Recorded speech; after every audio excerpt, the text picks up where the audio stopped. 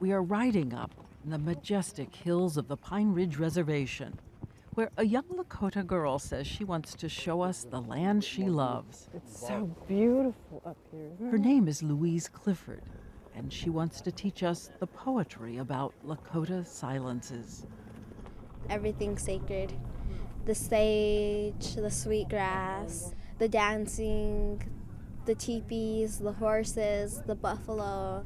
Everything just gets to me because it's strong and in my blood. 10,000 years before anyone else arrived here, the Indians lived in reverence and discipline. It was a heresy to use any more of the earth than you needed. And Louise not only loves her culture, she is a star student at school, gifted and curious, looking at a world of possibility. But we learned last year this 11-year-old child of the reservation tried to hang herself. My brother found me hanging in the closet. And it hurt me a lot because he found me. I try not to hurt myself no more because I don't ever want to see my mom sitting there in front of my body crying for me. The mom she adores is lost in alcohol. All my friends, their parents are alcoholics. I love you, Mom. Obviously, I'm intoxicated. I hurt myself. And that's my mom. Buckle up, Mom. Be safe. Make sure there's somebody that's not intoxicated to drive, and make sure you have a sober driver and come home safe. I always try to keep myself safe. And on this night we go to her home, there's no heat. It's freezing. How's that? Better. Yeah. It's a collapsing, moldy house, but she takes me into her tween bedroom, all pink.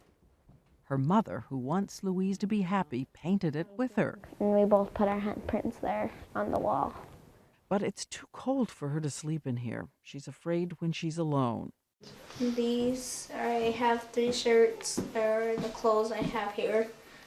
Do you ever watch families on TV and think how lucky they are? Yeah, like Demi Lovato and them. They're like, when they have their shows, it's like, well, I have everything. And someday I wish I could be like them, but I kind of love the way I live right now because it's part of our culture. I just wish things would get better for us. The tribe found Louise a psychologist, but he lives 6 hours away. Let's go over this. So the teachers and principal at her school try to watch over her. Good job, good job. Math. I love math, doing math. Louise is definitely one of my top students in 8th grade homeroom. I think children have to be just treated like a beautiful flower garden. You should polish them every day, water them, nurture. And here they grow up like weeds. That's where I've... The principal of the school is Marnie Whitewolf, 74 years old, who perseveres despite poor health for the children. A widow who was raised on this reservation, her school is poor, and she worries about all the asbestos in the floors. Diane, would you move this? Oh, so here it is. Warning, asbestos-containing material. Yes. But there's too little money to fix it when you need more teachers, books, computers. And she says the children at her school dive into their lunches because they're chronically underfed at home. A lot of times when the kids come on Mondays, they're really hungry because they haven't had anything to eat through the weekend. I like spaghetti, mashed potatoes, gravy, steak. It's really awesome. At Louise's house, food is scarce, the future uncertain, and she is fragile. At school, she draws a little picture of someone hanging, and next to it, she puts a little broken heart.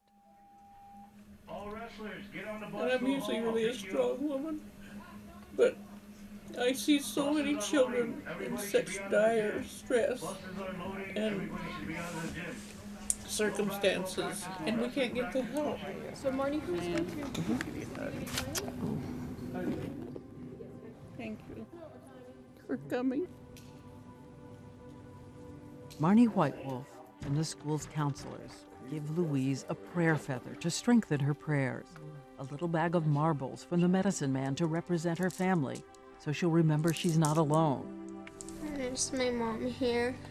And she was given an Indian name to help her stand up against the dark. My Indian name is Tate Hianajimi. It means stands against the wind. I'm just one weed that stands high and all the others always blow down, but not me. I'm strong. And I have a lot of power and I'll never go down no matter what. Even in a windstorm, I'll never fall over.